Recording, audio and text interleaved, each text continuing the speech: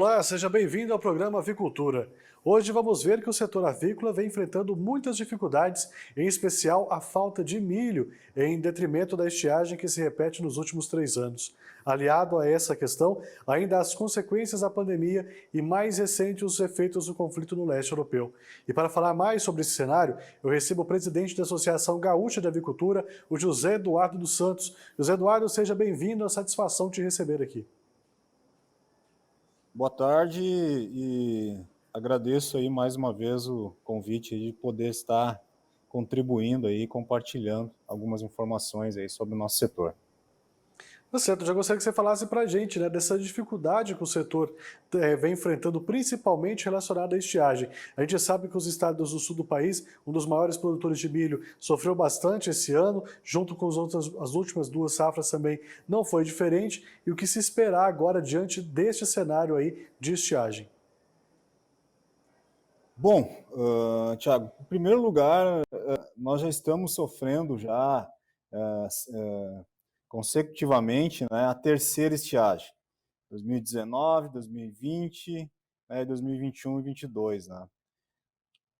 Eu acho que agora o estado do Rio Grande do Sul, e acredito também que o estado de Santa Catarina, que tem uma boa participação também na produção de proteína animal. Aliás, os três estados do Sul, Rio Grande do Sul, Santa Catarina e Paraná, detêm quase 70% da produção de carne de vados, né, e das exportações brasileiras, né? Então, para você ver o peso, né, do nosso setor nessa região sul, o Rio Grande do Sul é o terceiro maior produtor e terceiro maior exportador, Santa Catarina é o segundo, em primeiro vem o Paraná.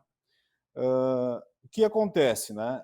Como eu digo, eu citei esse problema em sequência, né, porque no passado nós já tivemos também. Tá? E o histórico de déficit de milho aqui no sul do Brasil, Rio Grande do Sul e Santa Catarina, né, ele já é de longos anos. Tá? Eu até fico pensando, às vezes, como as indústrias, né, principalmente as de pequeno, médio e grande porte, claro que já teve muitas que trocaram de dono, de gestão, trocaram, fecharam, ficaram no meio do caminho, mas muitas ainda permanecem. Mas eu me pergunto, às vezes, qual é a mágica que essas indústrias fazem, né, porque nós estamos num estado aqui no sul do Brasil, né, com um déficit de milho que esse ano, em detrimento a estiagem, né, deve chegar em torno de 3,5 milhões de toneladas que nós vamos ter que buscar, né, de outros estados e de outros países, aí, como Paraguai e Argentina. Né?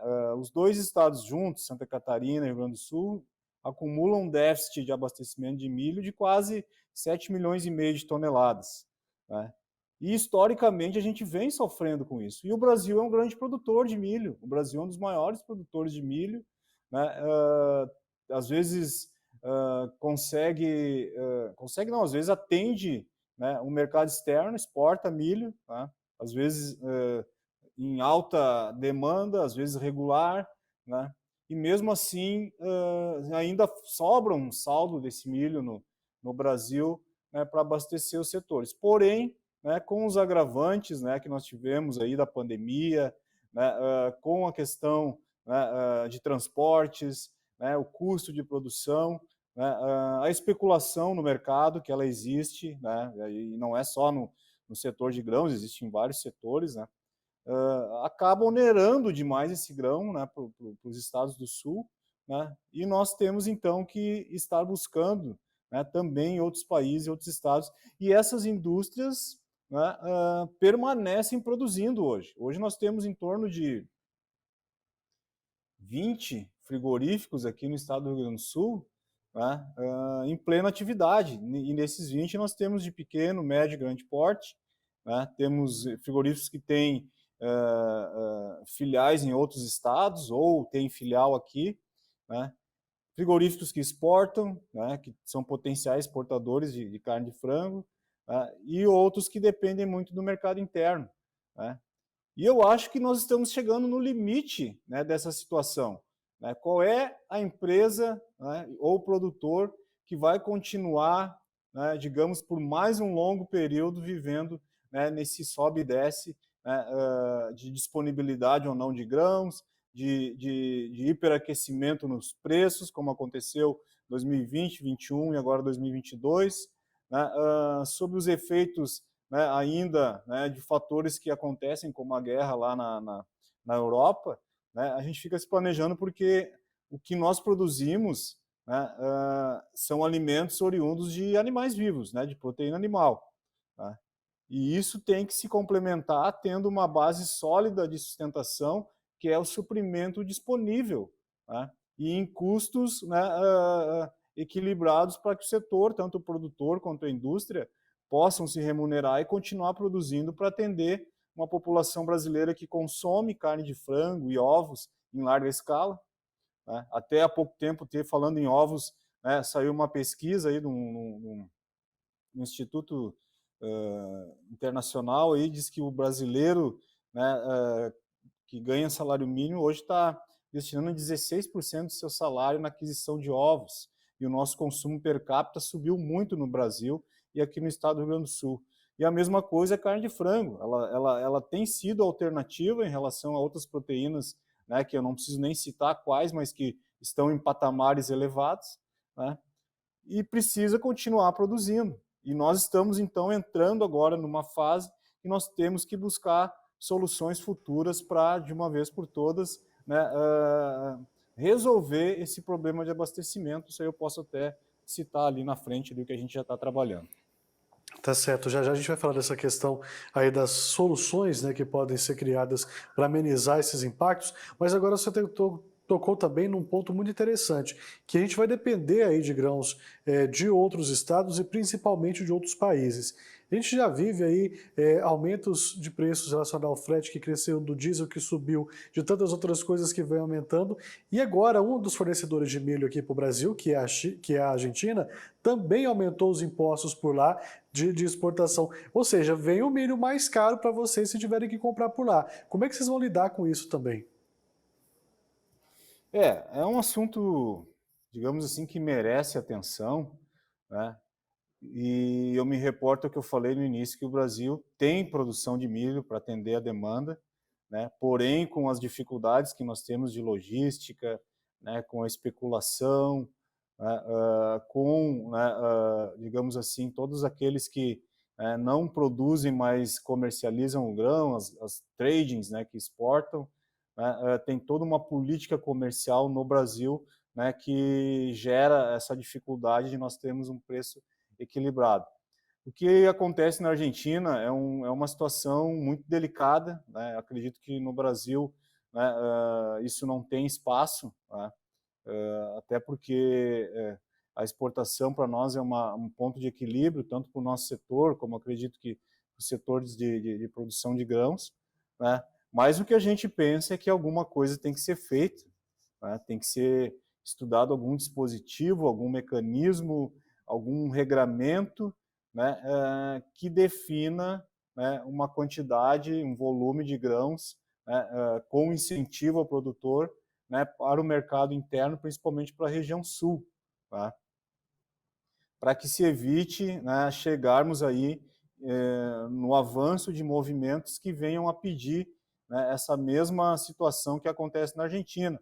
Há pouco tempo nós tivemos aí uma deputada, se eu não me engano, do estado do Espírito Santo, né, que apresentou um projeto de lei de taxar a exportação de milho. Tá? Nós não nos manifestamos, né, porque a gente acredita, né, ainda no livre comércio, né, mas para nós foi um alerta de que alguma coisa tem que ser feita justamente para evitar que esses movimentos ali na frente, né, venham a interferir numa política de comercialização de livre comércio que nós temos. Né, mas também não dá para deixar como está.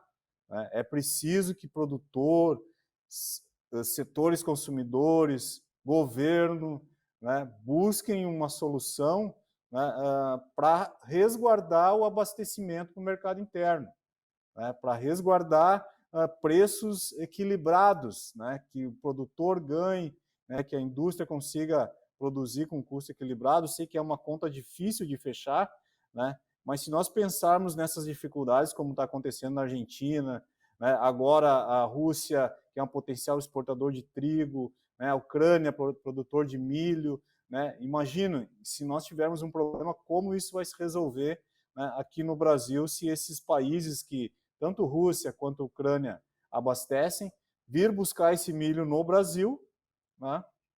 A própria China, que é um potencial consumidor, né?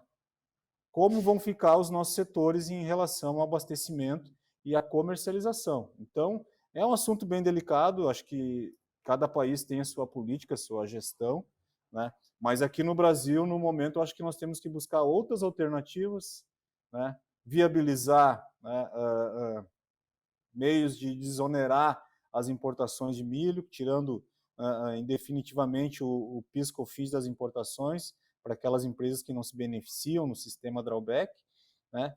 E buscarmos aí algum tipo de mecanismo que o governo volte a ter um estoque regulador como se tinha antigamente na Conab, né? Que, claro que não era a solução, mas em momentos de crise atendia pequenos e médios produtores, né, no sentido assim de quando houver uma crise, quando houver a necessidade emergencial, se adote esses mecanismos. Não que eles tenham que ser, né, disponíveis aí o tempo todo e interferir no mercado de grãos, na produção de grãos, né? Mas quando houver problemas críticos, que se adote algum dispositivo como se tinha antigamente. Bom, nós falamos então de dois casos até esse momento, né? Da questão da estiagem, também da alta taxação lá na Argentina, que é um dos exportadores aqui de milho para o Brasil. E agora tem outras duas questões também que são muito importantes, né? A pandemia da Covid-19 também impactou o setor de aves e agora o conflito entre Rússia e Ucrânia também está impactando. O que vocês já sentiram aí dessas duas vertentes também dentro do setor aí de aves aqui no Brasil? Né?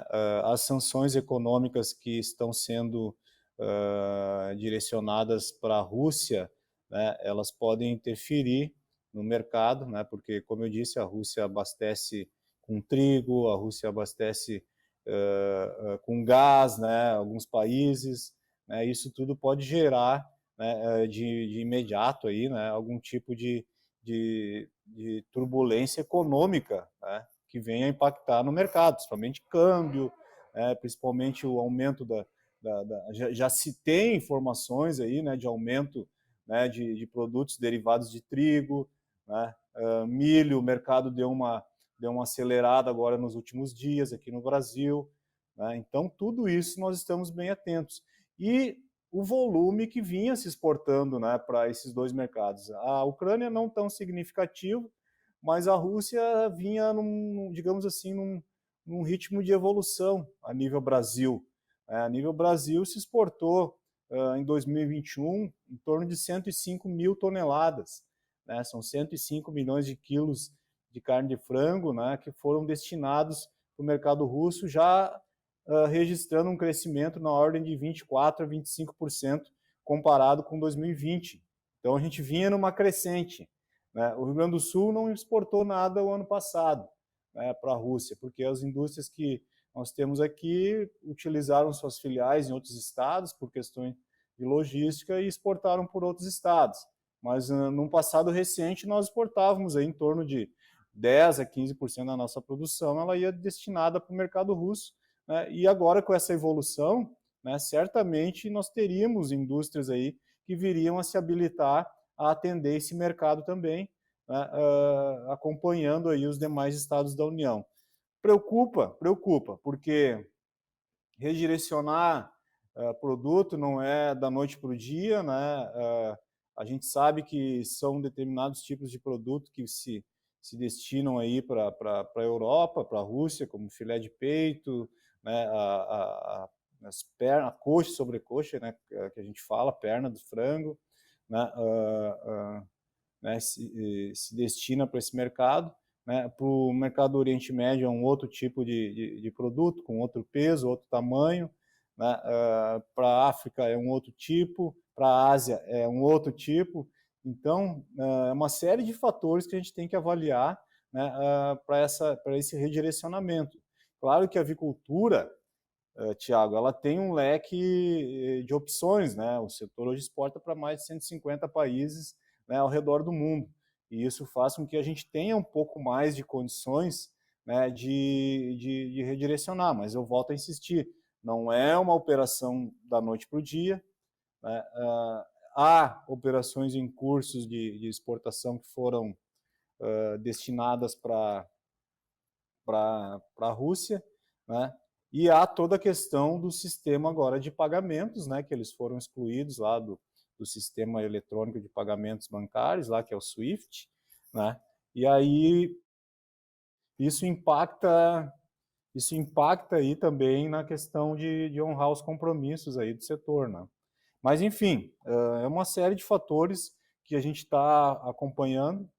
A gente precisa que o conflito seja resolvido, né? Acho que todo mundo quer isso, né? Porque nos tempos atuais, numa economia globalizada que foi afetada por uma pandemia, né? Ela já mudou o cenário econômico de muitos países, né? Ela redirecionou, né, as diretrizes, né, de gestão de muitos países, né? Ela mudou o comportamento de mercado, de consumo de muitos países, de muitas pessoas, né? E agora nós estávamos nos adaptando a essas mudanças todas ocasionadas pela pandemia, né? E fomos pegos agora com essa crise na União Europeia, né? Que nós temos que, de alguma forma, né, buscar o entendimento junto aos governos, né, de resolver isso aí, porque o mundo não precisa, né, de uma crise dessa. Isso aí vem justamente para mudar, né, a ordem global no que se refere à economia dos países. Com toda certeza, né? E agora, José Eduardo, eu gostaria que você falasse para a gente das soluções. O que vocês estão buscando para tentar, pelo menos, amenizar esses impactos? A gente viu que são muitas coisas para ser feita e durante a nossa conversa aqui, um dos temas que você mais tocou é a questão logística. O que ela tem atrapalhado vocês também e as outras soluções que vocês estão tentando buscar para melhorar, amenizar, pelo menos, aí, os impactos para os criadores de aves aqui no Brasil. Nós recebemos um pacote, né, de dificuldades, né? Você fala aí nessas promoções aí que vem vários tipos de produtos e tudo, é o combo, né? Nós recebemos um combo de dificuldades. É estiagem, né? É a questão da pandemia, é a guerra, né?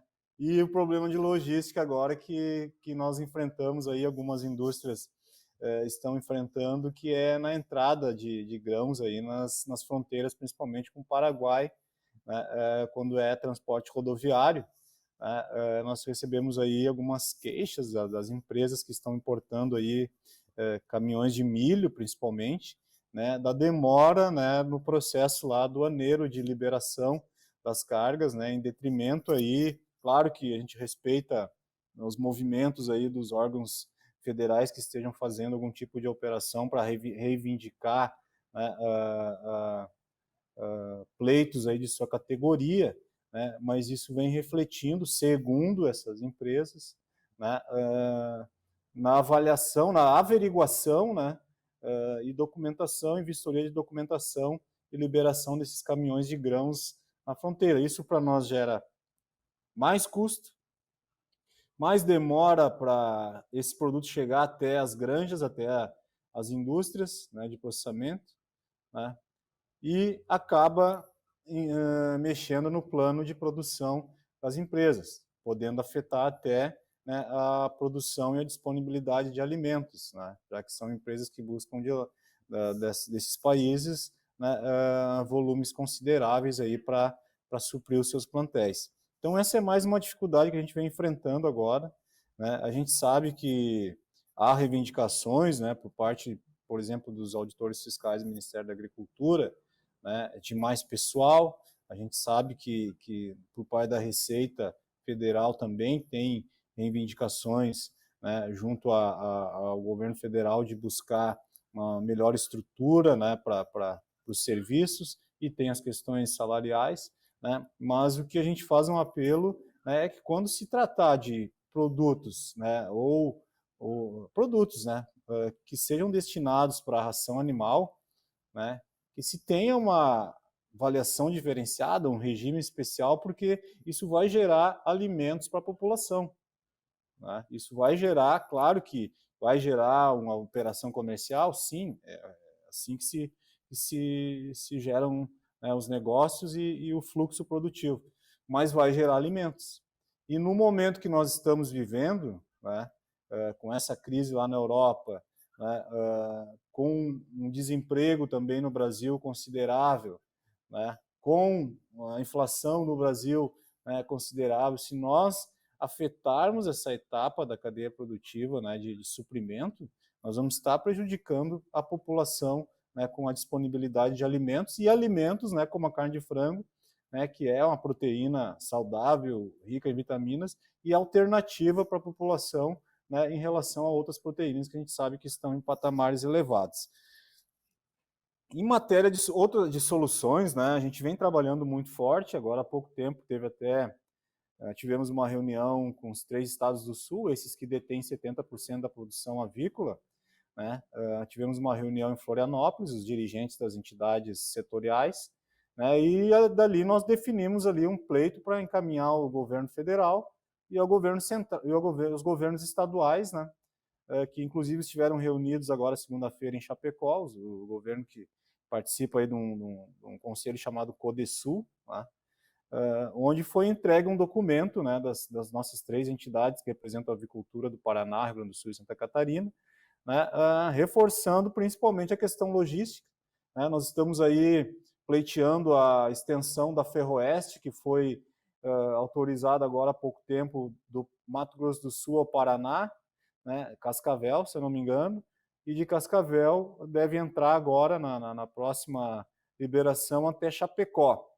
E nós estamos trabalhando, então, que essa ferrovia seja estendida até Passo Fundo, justamente para podermos melhorar essa logística de escoamento de grãos, né, que vem do Mato Grosso do Sul, do Paraná, que também já foi muito tempo um estado fornecedor de grãos aqui para o Sul, para o Rio Grande do Sul e Santa Catarina, né? E também que possa viabilizar o escoamento de containers, de outros produtos, como fertilizantes, né, que possa ajudar outros setores da economia, né, a escoar sua produção, né, por vias ferroviárias, o que acontece no mundo afora, nos países mais avançados e mais competitivos. O Brasil, no que se refere à ferrovia, fez o caminho inverso, enquanto muitos países na Europa, Estados Unidos, né, investiram em ferrovias, né, o Brasil estagnou, o Brasil encolheu, né, e optou por um transporte que hoje é oneroso demais, que é a rodovia, que é via caminhões. Não quero dizer que isso vai acabar, não, né, porque o trem ele não vai ser ramificado a cada indústria ou a cada ponto de abastecimento. Ainda nós vamos continuar, mas vai trazer essa alternativa de minimizar o custo de produção de transportes, né, a dependência do combustível, né, que hoje se tem, né, do petróleo, né, e também vai garantir esse escoamento tanto de insumos para abastecer os estados e os setores de produção de proteína, como escoamento de outros produtos que possam ser exportados para o restante do Brasil, para outros países, né, com essa logística toda. Então, nós estamos trabalhando muito forte, né, as entidades do Rio Grande do Sul aqui que representam o agronegócio, junto com a Federação das Indústrias do Estado do Rio Grande do Sul também. Hoje de manhã, inclusive, tivemos uma reunião bem produtiva, né, e devemos aí encaminhar logo, logo aos representantes da Ferroeste, ao governo federal, a nossa demanda, né, de uma projeção de demanda que nós teremos aí com a extensão, porque de Chapecó a Passo Fundo é em torno de 200, 250 quilômetros, né, e com isso a gente consegue, então, melhorar consideravelmente a logística, né, no Brasil em relação ao abastecimento de grãos. É vital que isso aconteça, né, porque aí eu linko com o que eu falei lá na frente. Nós não vamos conseguir eternamente viver nesse sistema de déficit, né, permanente de grãos, né, e sofrendo, né, as consequências do hiperaquecimento de preços, né, e especulação, né. Ali na frente nós podemos encolher, né, os nossos setores, né, tanto aqui como no estado de Santa Catarina, que também depende muito, né, e também tem déficit, né, ou nós vamos buscar alternativas de viabilizar uma melhor logística de abastecimento, né, continuar gerando divisas através desses setores, né, que são responsáveis aí pela geração de milhares de empregos, né, de diretos, de milhares de atividades indiretas, né. Então, é uma conta que precisamos fazer. Ou vamos juntos né, trabalhar para que isso aconteça, né, que venha lá Ferroeste até Cascavel, que Cascavel até Chapecó, de Chapecó até Rio Grande do Sul, para fazer esse fluxo movimentar, né, e dar sustentação para os setores. Tá certo, Geraldo. A gente vai ficar acompanhando de perto aqui, né, essa situação que vocês estão vivendo aí e torcendo, claro, sempre para que encontre as melhores soluções possíveis. Gostaria de agradecer muito a sua participação aqui com a gente, trazer um pouco desse ponto de vista dos produtores aí, do que vocês estão sofrendo, e é claro que a gente estima aí que essa situação se resolva o quanto antes. Mais uma vez, muito obrigado pela sua participação aqui no nosso programa. Ok, eu que agradeço, me mantenho aí à disposição de vocês, né, e sim, vamos trabalhar muito para mudar, né, essas dificuldades que nós estamos enfrentando. Boa tarde. Tá certo. E você de casa, muito obrigado pelo carinho da sua audiência. Continue acompanhando a programação aqui do AgroMais e é claro que a gente se vê. Até lá!